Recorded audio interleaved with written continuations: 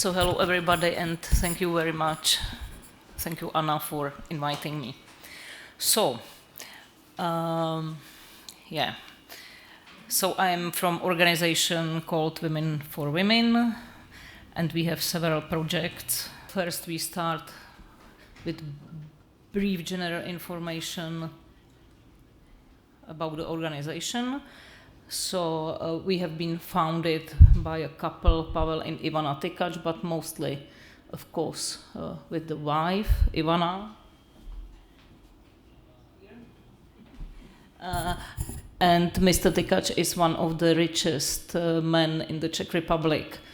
But what is important is a personal story of Mrs. Tikac, because she has 6 children, and only the last 2 of them are together with Mr. Tikac. But she, with the first 4, she herself experienced what it means to be a single mother who is left without money when the father of the child or children just went out. So then when she married this rich guy, she decided to give something back, which is very nice. So we focus on supporting children and single parents. One of the most important or most known projects in our country are so-called lunches for schools, because in our country, like every school has its own lunches, warm lunches, like a soup, main meal, and some dessert. And most of the children, of course, go and have the lunch in the schools. But we discovered that actually now many children don't go, and then they have to wait somewhere without their classmates because their parents are not able to pay for those lunches. So that's the project where just through our organization about 15,000 children are paid for lunches every year, and there are some other programs. And the same program we started with kindergarten, where it's not only lunch, but like snack, lunch, and snack. Then we have this housing for children, which I will talk about later. Then we have a program called Family Service, which actually is similar to what has been presented here today, where we help parents to get a nice divorce, not to harm their own children. Then we have another one which is called First Step, which means that single parents who have difficulties can go through 1-year program, and it's actually now more and more connected to the housing for children. And otherwise we do, as I think all the others, raising awareness, lobbying, and so on. So this is just a motto from our website, so you can read it. And now the housing, another motto, which I think I don't have to read it. And this is a picture which is on our website at the project on housing. So first, some basic information about Czech Republic. I think what is very important is that we do not have the law on social housing, which is, I think, really, really awful. So like every municipality kind of organizes or does not organize its own system, but it's really difficult, and some of the municipalities just don't care at all. Or if they care, they choose very carefully who is eligible for social housing. So usually single parents with more children, they have no chance. And if you are, for example, like a Roma mother with several children, you can forget it, because nobody, no municipality is going to give you social housing at all. So usually we have some system of asylum houses which are not sufficient at all, but at least they exist, some of them. And so if some single parent is in the asylum house, there is a condition in the law that you are allowed to be there maximum for 1 year. So those organizations actually are now sending these families from one asylum house to another, because they are not able to put them in the normal housing. And with this, they kind of avoid the law. But it means for the children to move all the time, and they don't have a stable housing. So now you can see some numbers. So in our country, some share of people less than EU average live in rental housing, but of course the rental housing is more used by people with low income, and for single parents it means that they spend up to 23% of their income for housing cost, which is really a lot. And as you can see from the other numbers, is much higher than the whole families, two-parent families. Because really, like, nobody wants to accommodate you, even if you have some money, if you are a single parent, because you are like unreliable potentially. And like 60% of single parents express difficulties with having, with housing and housing costs. And of course, the more educated you are, the less difficulties with housing you experience, but that's a logical thing. Just an illustration picture. So now the Women for Women project. So as I said before, the goal was to actually bring the people in difficulties to normal life, and housing is one of the most important things. So at the beginning there was an idea to build also an asylum house and bring all these people together, but then my colleagues realized that that's a nonsense, because if you wish to help people, to bring people back to their normal lives where they don't need any help anymore, that the asylum house is not the solution, because it's not a normal environment, because you bring together people with difficulties, and it's just not, as I said, it's not a normal environment. So then came the idea just to secure some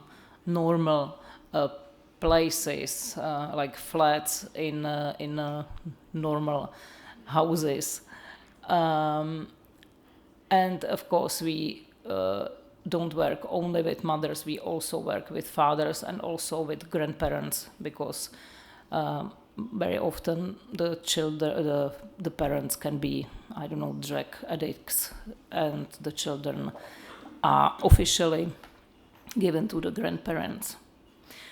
Yeah, and then there was another surprise, that usually our clients needed much more help than just housing.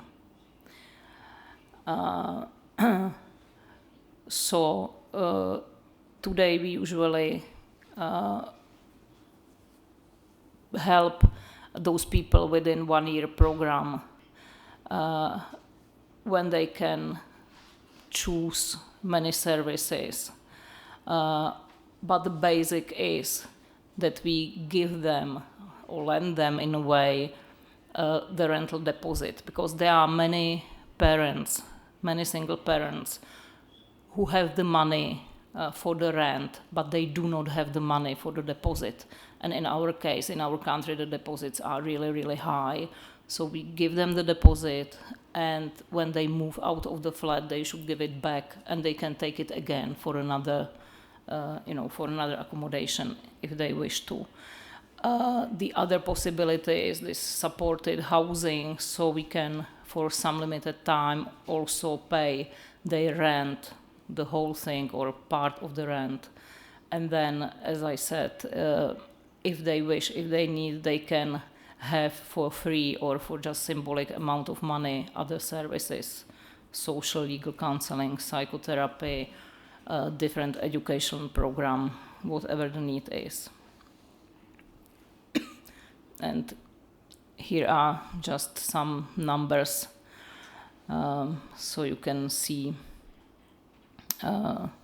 basically what it means, that for some people they can pay for some of the services. Those who are really, really active in the program, in the one-year program, they can have it also for free.